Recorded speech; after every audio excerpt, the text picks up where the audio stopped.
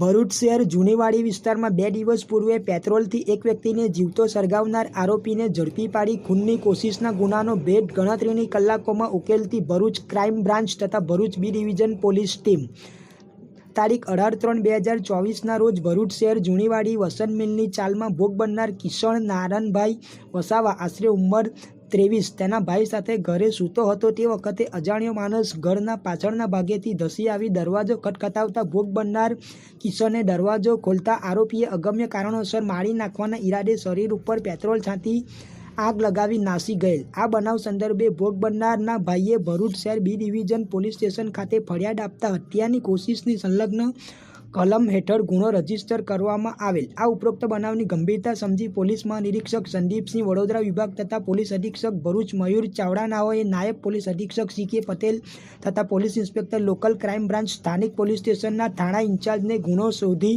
કાઢવા જરૂરી સૂચના અને માર્ગદર્શન આપેલ। જે અનુસંધાને પોલીસ ઇન્સ્પેક્ટર એમ.પી. વાળા એલસીબી ભરૂચ તથા પોલીસ ઇન્સ્પેક્ટર એસ.ડી.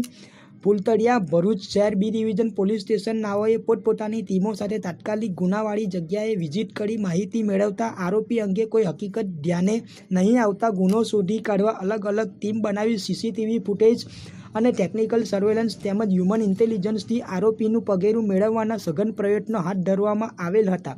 આ દરમિયાન એલસીબી તથા બી ડિવિઝન પોલીસને સંયુક્ત રીતે બાતમી મળેલ કે જૂનીવાડી વસંત મિલની ચાલમાં કિશને પેટ્રોલ નાખી જીવતો સળગાવનાર આરોપી ભરૂચ નેશનલ હાઈવે ઉપર છે।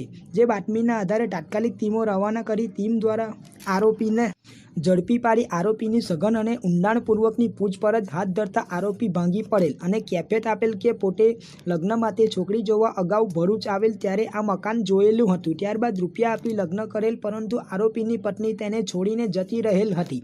આરોપીએ રૂપિયા પરત માંગતા છોકરીવાળા રૂપિયા પરત આપતા ન હતા જેથી ઉશ્કેરાઈ જઈ છોકરી પક્ષવાળાને મારી નાખવાનું મન બનાવેલ અને સદર સ્થળે આવી મકાનનો દરવાજો ખખડાવતા દરવાજો ખોલનાર ભોગ બનનાર સાહેબ ઉપર પેટ્રોલ છાંટી સળગાવી દઈ આ ગુનાને અંજામ આપેલાની હકીકત જણાવેલ જેથી આરોપીને ગુનામાં ધરપકડ કરી આગળની વધુ તપાસ હાથ ધરેલ છે।